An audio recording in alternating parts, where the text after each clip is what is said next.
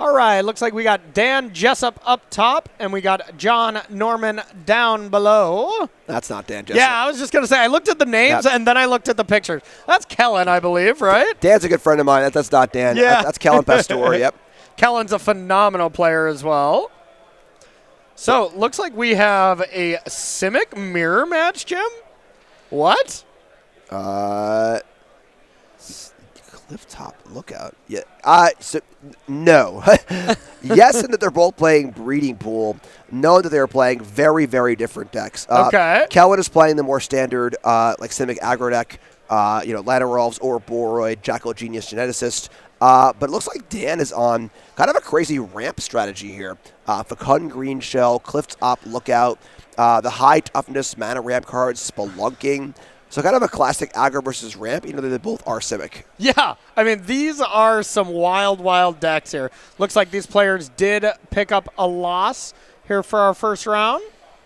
But here's the nut draw. Yeah, here's Kellen just kind of popping off, huh? Yeah, so this is the absolute nuts. This is why the Jackal is so good in this deck. Turn 1, Llanowar Elves Orgy and Pollinator. Turn 2, Jackal. Tap for a mana and play a 1-drop. Get 2 1-drops. That is 4 creatures in play and 2 maps before John has a second permanent. What? Or not John, I'm sorry. Dan has second permanent. Yeah. We'll get these names adjusted as well as their deck archetypes. Ooh. Tap Breeding Pool is not where you want to be. No. Oh, Definitely not. We can see like Land or Boroid here. There's a lot of crazy things that Kellen can do. So there is a copy in play, though, right? Is that... There should be. I assume they were getting it. Yeah.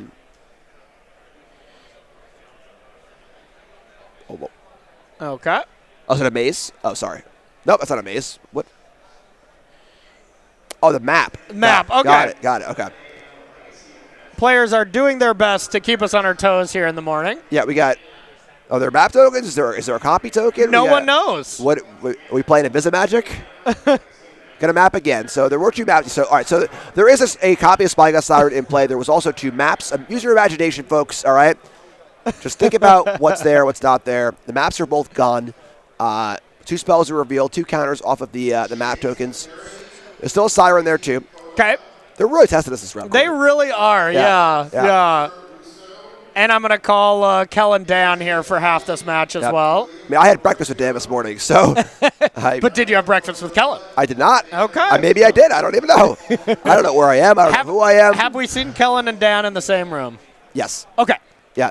In this room, right? I played Kellen in the finals of another tournament. That was Okay. open, and Dan was there too and did well too. So, Okay. Gotcha. So I can't confirm they are different people. Any more than that, I cannot confirm.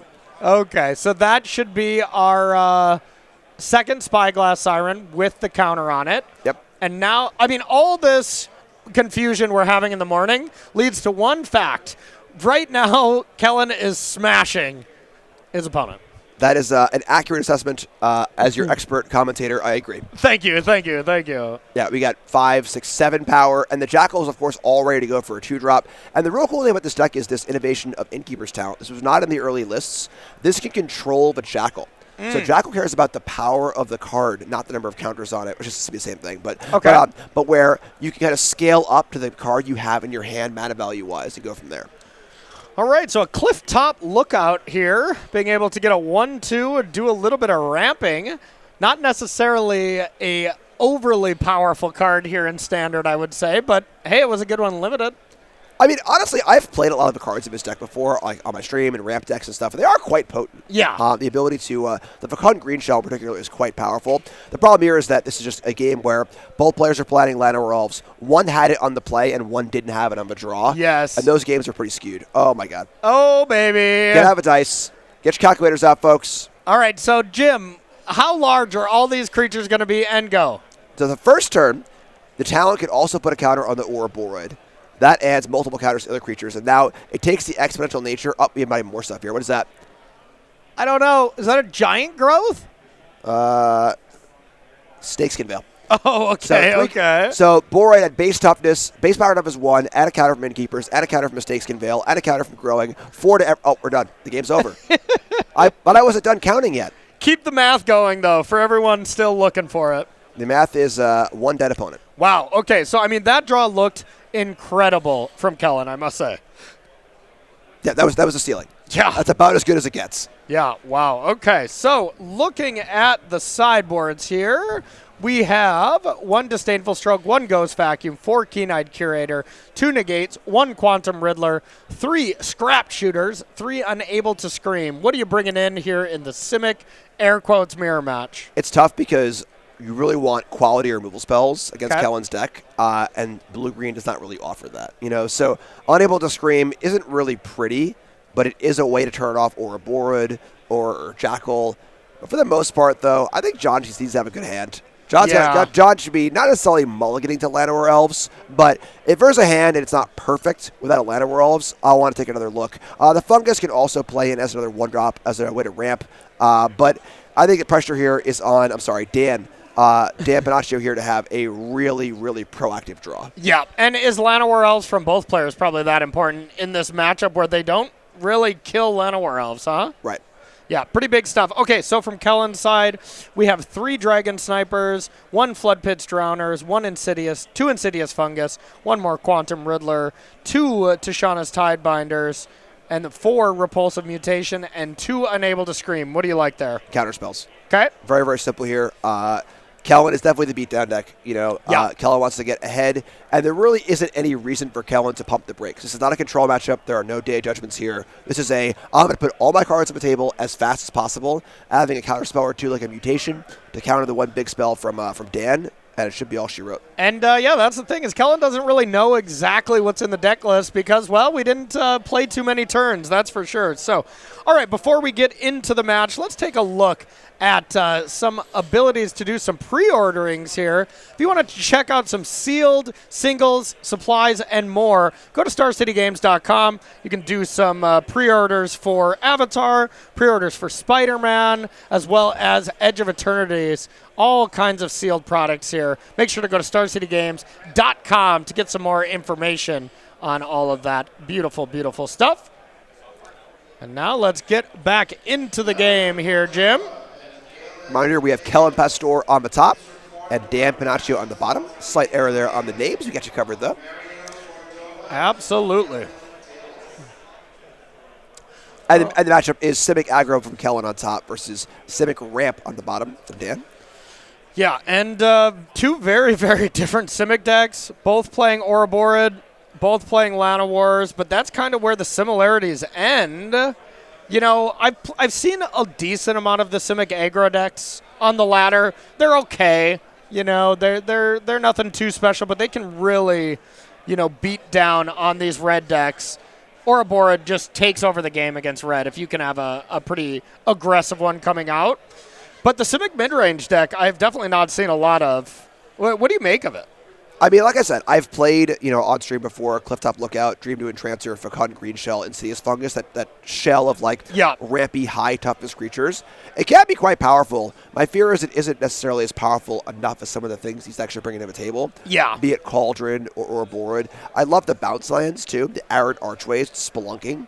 With Spelunking in play, the Archway comes in untapped for 2 mana like an Ancient Tomb. Oh. So I've played a lot of Spelunking Arid Archway in the past 6 months, and it is quite potent, but I'm worried that the speed will be an issue here. They do have 4 Insidious Fungus when I look at interaction with the Cauldrons and stuff like that, so there's still some stuff going on here from our player on the bottom. And now let's get on into it. All right. This is the Llanowar Elf check.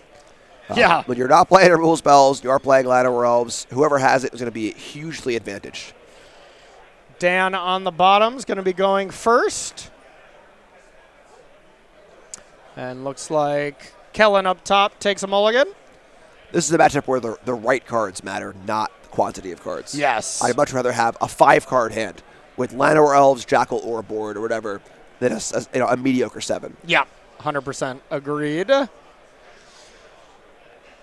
So from the Simic ramp side here, are you just trying to always get the green shell into play as fast as possible? That seems like what this deck is very much built around. Yeah, we get Fecund Green Shell up. It's a really awesome card. It's a 5-mana 4/6. And then whenever a creature with toughness higher than its power comes in, you get a land or a card to your hand. So it kind of ramps up. Then when you have 10 or more lands in play, it buffs the whole team. Yeah. It can go bananas. Yeah. It's a really, really powerful card, but it takes a little bit to get going. Yeah, just in a world of Into the Flood mods, maybe it's a little brutal in that aspect. But yeah, if you can get that unchecked, your opponent is not really going to be killing it with any direct damage type of things. Yeah, and it creates a constant advantage, too. Yeah. Where you just play it, get a thing, play it, get a thing. And then most of the cards of a deck have higher toughness than power. So... All right. Looks like Kellen's going to draw the new 6. Hope that we got a playable one. I want to take this opportunity to thank you all for tuning in, though. We are going to be playing Standard all day. We're going to be playing ourselves 9 rounds today. We'll have Ailey, Loney, and Reed Duke coming in as well and bringing you coverage all weekend long. Tomorrow, we'll be doing a couple more rounds, and then that cut to the top 8, where all 8 players will be heading to the Pro Tour. Looks like Kellen did have a double mulligan there. We're going to test that good 5 theory. Well, there you go. Yep. Down at the bottom, turn one Ladder Elves, exactly what you want. Ooh, so that Verge is notorious for not tapping for green on the front side. Yeah, that Verge is not too friendly to Llanowar Elves, that's for sure. The Verge lands are very incredibly powerful, but not when it comes to this. Yeah, they're very skewed towards the color that there is their top base color. Yes. Cavern of Souls coming down. Yeah, so look out here, looking a lot better here in Game 2 than in Game 1. Yes. This card's cool because it can find, not a basic, it finds any land, which is super nice. That's a new one there. We got an Urban Retreat. Okay. The land you can ramp in using the kind of web slinging ability. It doesn't say web slinging, but it's very, very similar to the effect where you bounce a tap creature and you can play it. Spicy. When you got a lot of come into play abilities, huh? Yep. All right, so heading the other way, we're going to have Kellen sack the map. Ouroboros going to be able to put a counter onto the Siren. Get on in there. Is that Verge number 2? Looks like Verge number 2, yeah. So 2 blue mana source, and I think I see a Soulstone Sanctuary in hand, so I think we've identified Kellen's problem in this game. Mono blue aggro. This is cool, too, because, Dan's going to have a good chance to pop off this game. I mean, this deck does pop off really, really well. It's really, really fun to play decks like this. So. Yeah. Just going to see a Scrap Shooter, a little more modest. All right, Scrap Shooter coming down. Just as a good 4/4 body. Does have sneaky reach. Plus a Llanowar Elves, yep. Watch out now. Very sneaky. Especially because it's in the middle of the card, you know? Yep. Yes.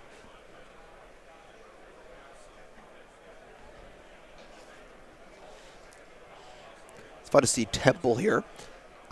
With no land synergies, no type synergies, and no graveyard synergies, Temples can be superior to the Surveillance. Yeah. How so? Just you don't want to put the card in the graveyard, it reveals information. If you have actual no information at all, or no graveyard stuff and no land type stuff, you're revealing things to your opponent. When you're playing a weird deck, a turn 1 maze revealing a ramp spell says a lot more of it just a Temple does. So. Yeah, that's a good point. If you got no graveyard synergies whatsoever, which, I'm not seeing a single one, I love a good old Temple coming back. My favorite was top decking those right when all I needed was an untap land. They would be the Temple of Tilts. That was your favorite? That was my favorite, That's yes. weird. My sarcastic favorite. I didn't like that. Didn't like that one bit. You weren't a fan, huh? No. Give me fast lands. Give me pain lands. Are you a fan of a good old Gene up there? Gene Pollinator? Yeah. Love that one. Card's great. Really good with all the little artifacts that you're putting around, the maps and those kind of things. Also can tap Innkeeper's Talent. That's true. Which is fun. That's true. Level it up. Yep. Interested? Yep. Frog. Ribbit. Frogs have been named. And, there is a good amount of frogs. There's the retreat. Yes, doing a little web slinging, as you were saying. Some more ramping. Now the question is, does Dan want to fire in this Scrap Shooter to kill the Pollinator? Man, a bounce line? Oh, so much better. Oh, we're popping off right now. Let's go. Okay, I am loving this. All right, Dan plays a Scrap Shooter as well, and yeah, we're ramping. What are we up to? 6, 7, 8 mana next turn? No gifts. Yeah. You can keep your presence. Okay. We got Jackal. Oh. Into Gene. Plenty more where that came from. Yep. So now another Gene. I mean, this is great. Is it though? You know, like it's cool. I mean, it's cool, yeah. But I think we're past the point of now a couple random 1-2s being. Sorry, that exciting. is mostly what I meant. I mean, this is cool. Jackal is a really sweet card. It is awesome. Yeah. Really, really good stuff. And now it's time for Dan here at the bottom to hopefully pop off. Super synergy here. Bounce Land plus Scryland. Heck yeah. Oh, yes. Is it game time? Oh, yeah. Ouroboros is pretty nice. So there is mana available, but Kellen has such little cards in hand from that mulligan to 5. Yeah, different dices. Why not? Only the Lookout got a positive counter. The rest got negative, so those Llanowars are dead. All right, that's not true. They're all positive counters. We like to have fun. Oh, I love this. Yeah, get busy. Forget ramping. I'm just going to attack and kill you. What do you have, 13? You're dead. Yeah, and I mean, it's not like Kellen's going to have that big of an attack for the crackback. Yep. Kellen is still kind of in the setup phase, unfortunately. Yeah. That, mono blue opening was not where he wanted to be. So. Yeah. So it makes the best blocks that he can. That makes sense. Looks like he does not want to lose his Gene Pollinators. I mean, just casting Riddler is not so bad next turn, but it's not great.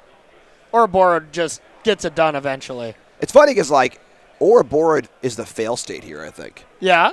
I think that much rather have seen Fecund Green Shell, Meringue River Regent, Dream Dew Entrancer. There are a lot of really big things that could happen this turn as far as drawing. I mean, the Green Shell especially. Fecund Green Shell is just it's a card that goes. Yes. It goes and goes. It does not stop going. So hopefully we can see that card in action in this match. I would agree, but looks like Kellen has had enough for this game. Scoops it up. And in the Simic Mirror match, we're going to be heading to game number 3. Gotta favor the more aggressive Simic deck if we don't mulligan to 5, huh? Yeah, for sure. The ladder off test there was passed by Dan at the bottom. Kellen did not have one. Big mulligans too. Now, if Kellen has ladder off on the play, I think it's going to be hard for Dan to win. Yeah. If Dan can break serve on ladder elves, we could see some cool stuff. And again, Dan's hand wasn't that good that game. No. Turn 1 ladder elf, turn 2 ramp spell is great, but didn't really ramp into anything. Yeah. Just kind of didn't really find a big thing to do. So there's still a big ceiling to Dan's possible draws we haven't really seen yet. Any big changes you would make there going into the next game? Probably not, huh? No, I don't think so. This is a pretty non-interactive matchup.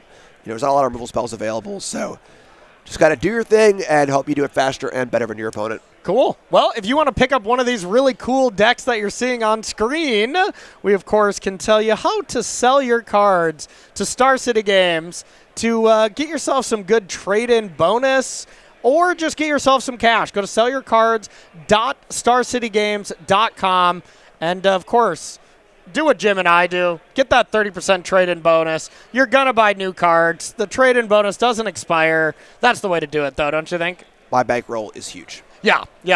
You pretty much own Star City Games with that amount of store credit you got, huh? I own this place. I look over and I say, give me whatever I want. They say, yes, sir. They say, please, sir, this is a Wendy's. Leave. We get Wendy's? All right, we'll get back in the game here. We got Kellen up top on the play. Once again, if you're just joining us, sorry, apologies. The names are wrong. Yeah, we got Kellen Pastor on top playing Simic Aggro. And Dan Panacci in the bottom playing listed as Simic mid-range. I think it's more of a ramp deck personally. But hey, I mean, 2 very off-the-beaten-path decks. We're going to have that metagame for you, I'm sure, next round. So we'll see, really what's being represented as a Llanowar hits the table. So one last time, y'all, get your predictions. What do you think the top 2 decks will be and what percentages as Nick's crunching the numbers on the back end? But, Jim, we got 2 Llanowars here. Yeah, I mean, if Kellen plays a Llanowar, the Dan has to play a Llanowar. Oh, yeah. That does, to be fair. Okay, just a pass. Doesn't want to attack. Time to drown that elf. Yeah, so Land or battle being won here by Kellen on multiple fronts, being both on the play and then, of course, answering the land off. Not a lot of removal in this matchup, but this sort of temporary stun might as well be a lightning bolt. Man, if we get a Jackal up to 2 power and you can go double Drowner, man, I'm in. I've been there. I've done it. It's nice. Okay. Jim's lived through it. Jim was born into it. Molded by it. All right, so taking a look at the top. Conduit pylons, fun desert surveil land, not scry. Yep. Surveil, scry, close enough. All right, but no play here is somewhat ominous for Dan. Can we have any instant speed interaction? I mean, there's a flood maw or from two. Dan's side? A couple flood maws. That's really it. Okay, Innkeeper's Talon, here is the test to see if there is anything to be able to interact. Looks like there is not, and the Drowner gets on in there for 3. Even a flood maw would be tough here because then Kellen could just recast the Drowner on Dan's turn, tapping the elf again. And so that is brutal. So stun counter comes off, but doesn't untap this turn, as Kellen had a nice little play of drowning it in the upkeep. Another pylon coming down for another surveil. You must construct additional pylons. We must construct a battle state here that is more favorable here for Dan as well. He's got to get going. All right, green shell goes to the bin. Okay. Insidious Fungus comes down. This is nice. I mean, you can at least like block, sack, draw a card, and put a land into play. Right? Never mind. Yeah. That's pretty good. That's even better than bouncing the one you already have. Just play a new one. Going to drown the elf again. No, I mean, this is Kellen, really realizing how important elves are and the ramp is in this kind of matchup. When you're given the option to Stone Rain your ramp opponent, do it. Do it often. Yeah. We got Tidebinders here. Imagine a Tidebinder on the fungus activation. Oh, God. That would be nice. That would be devastating. Yes, the fungus can put in land in. A little explore action on the sacrifice there. Yep. If one were so inclined. It could also kill an enchantment, too. Yeah, or an artifact if we play against these Cauldron decks, too. So that is a big deal. But looks like we went to destroy the Innkeeper's Talent before it put on more counters. That makes sense to me. All right, and this is the new tech. A sniper. This is Tyvar. And Tyvar was an absolute house in Duskmourn draft, making a jump here to constructed indestructible, a bit of an overrun effect. Quite potent for kind of goldfishing at the end of the game. Yeah. Which will be really, really good here. That is a very powerful creature. That is for sure. But, I mean, yeah, just Kellen's battlefield has just went so wide, even on only 2 lands. This has been amazing, but Unable to Scream looks pretty solid here. Now it's just going to be auto-tapped with Gene Pollinator. Yeah, that's a start. Yeah. One of the few answers that Dan has. Tyvar wants to scream really bad. But is unable. You know that feeling when you feel like you're trapped inside and you just got to let it out, but you can't? Yeah. Me too. Yeah. I'm right here with you, right now. Oh, man. It's a quiet room. No kidding. There are a lot of Unable to Screams being cast in Standard right now. Now, such a good removal spell. Does Unable to Scream give Defender also? It does not. No, you can get in there. So that's the problem with Ouroboros, of course, where these creatures still exist. They can still wear counters. Yeah. They can still be tapped, Most of the time, if you're like the Cauldron deck playing against mono red, you just deal with those creatures, right? They can block, but sure. But in this matchup, there are definitely utilities for these creatures. They're unable to scream. It should be in air quotes for now. Maybe a peep. Yeah. Gets a good chunk of damage in. That sniper's got vigilance, I think, but there we go. Kellen heard me. Kellen heard you. Kellen's got those eagle ears. Not exactly sure life totals. I don't think those are updating. All right.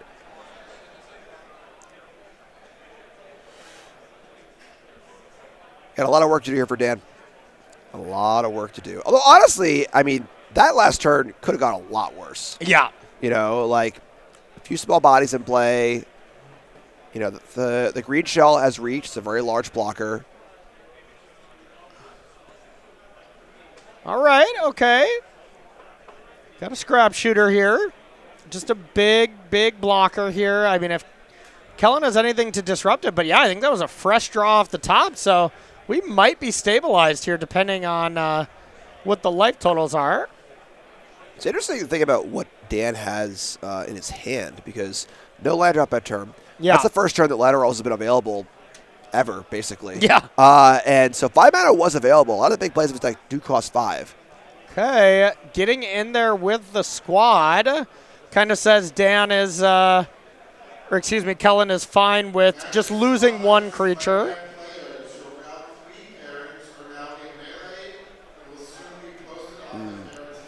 Ladder Rolls is like finally off the bench in the game and now ready to block. Yeah.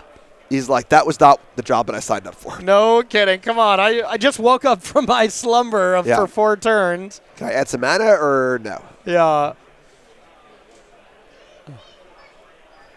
We shall see. This leads me to believe that that Kellen, that Dan is at a very low life total. Yeah, I agree. This sort of like, throw away a large creature to deal some points of damage is pretty tough. And then, of course, Dan at the bottom has to recognize, all right, how much mana do I need next turn? Missed a land drop. Can you afford to block here? But, all right. Okay, so it looks like we have some interaction.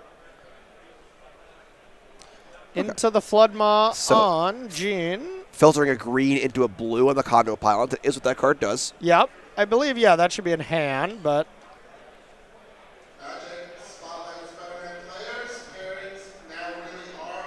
And just a tap land and pass. And we'll see a draw, see if Dan has anything to do. Give me something, Dan. Need something big. Another 4/4? Okay. I mean, it's certainly not plan A, but... A Drowner. Oh, well, all right. Looks like Dan must have been at 2 life points here, would be my guess. And...